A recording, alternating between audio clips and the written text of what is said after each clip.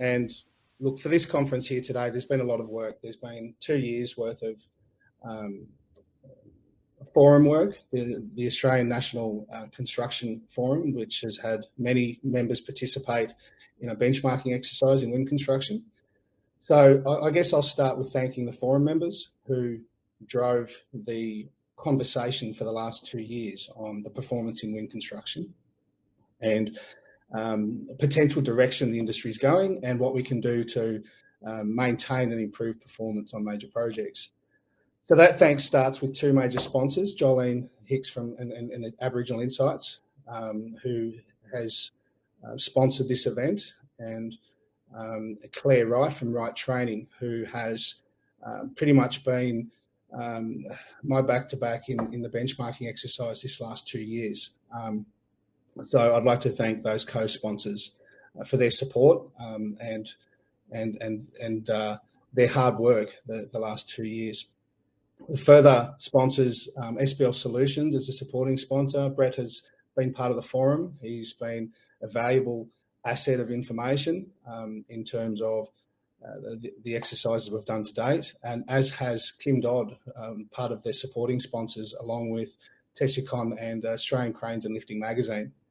So thank you very much to the sponsors. The speakers joining me today, Pierre de Villiers. I've had the pleasure to work with Pierre on projects, and he's, again, one of the forum members who's speaking today in terms of setting the scene. Claire Wright will be speaking today. I'd like to thank Claire, Patricia, Ramone, Peter Remfrey and Anton, Guinea. I'll talk about the storyboard shortly. I was apologising on Jolene's behalf and just quoting what she had said, and I'm not sure if that came through, so I will read that verbatim and appreciate your patience.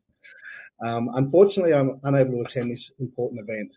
I encourage everyone to listen to each other and respect each other's expertise. There are many important lessons we can all take from other industries with respect to Aboriginal engagement. Commit to building genuine and authentic relationships with all stakeholders, including Aboriginal people and communities. This requires a commitment to learning our truth, historical failures, and responding to the challenges created by such truth. Thank you to everyone for supporting this event, and to James and Claire for their leadership and perseverance in making this event happen. There is no reconciliation without truth. A reconciled Australia is one that successfully supports, respects, and engages all Australians in the opportunities available. So it is very disappointing for both Jolene, Claire and I that Jolene can't be here today. We will be working and reaching out to her in the coming weeks, and further to that, I'll get on with the introduction. So there's been discussion for the last 2 years on a boom, and the words I've used in the past, a booming wind power construction, is set to take place across Australia, and that boom is forever growing. The potential scheduled works has grown from being the peak in Queensland to being a peak in WA to being a peak offshore. So the conversation's constantly evolving. From that, wind farms are located in remote locations. Working remotely and safely is going to become a key topic in this industry. We are a very large country, and wind farms that I've been personally involved with are on bandwidths between 400 and 1,000 kilometres from the nearest hospital. So the remoteness of those locations, we need to start building a high degree of self-reliance on our workforce and our leadership that drive it. Wind turbines. The RMIT has done a study recently over the last couple of years on cranes and crane safety and the increasing of incidents in cranes, and yet wind turbines, for the most part of their lifts, are specialised lifts.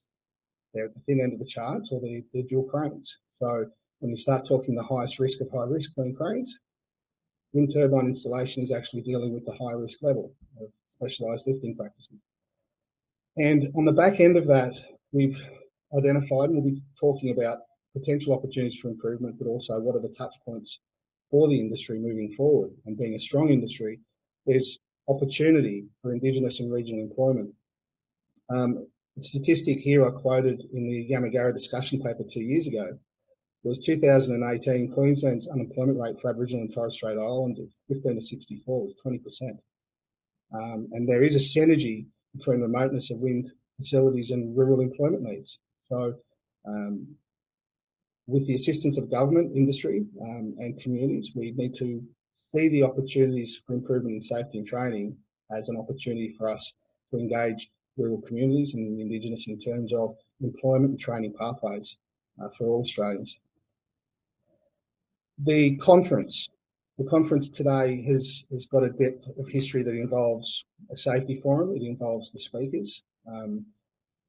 Roughly 18 months ago, just over 18 months ago, maybe 2 years, just prior to COVID, in fact, I was looking at working in Mexico on an LNG project, and I was discussing this with key stakeholders, directors of installation companies, and thanking them for their time in industry and their support. And the conversation came into the performance of wind farms and wind projects and the consistent experiences. So from there was an obligation for learned and experienced leaders in industry to form a wind construction forum where we could detail key elements in structured and productive manner to look at and benchmark what are the industry practices for wind construction. We broke that into 3 working groups that would meet every month. When I say meet every month, we'd then break away for those 4 weeks and access wind farms, work on sites,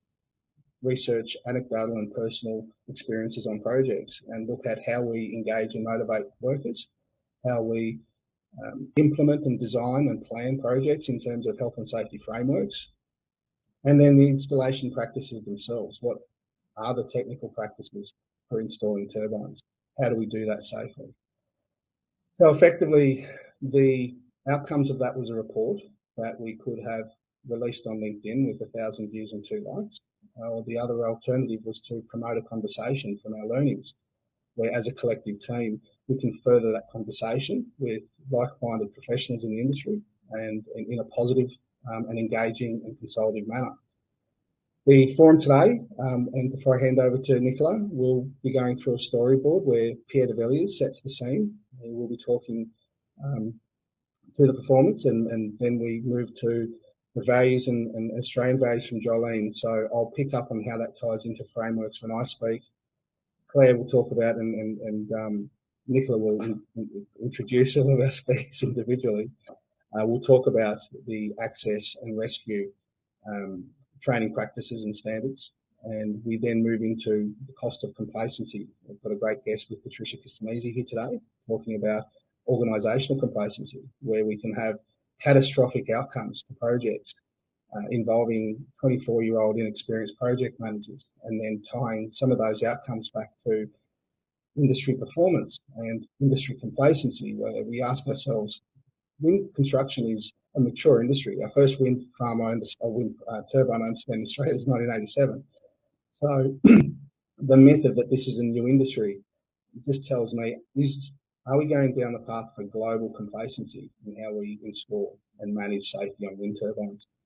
The community and success in engaging community, we're fantastic to have Ramone close here today, a businessman who has successfully implemented businesses in Queensland, through to the different perspective of how do we engage communities from a project perspective with Peter Remfrey from the Tarn Tiffy Group here today. And closing it off, we have got a fantastic motivational speaker and organisational specialist in Anton, Guinea, who will be talking about leadership under pressure. So thank you so much to the speakers and the sponsors.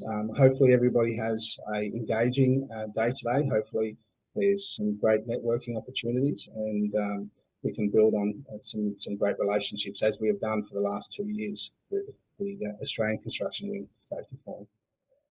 Nicola?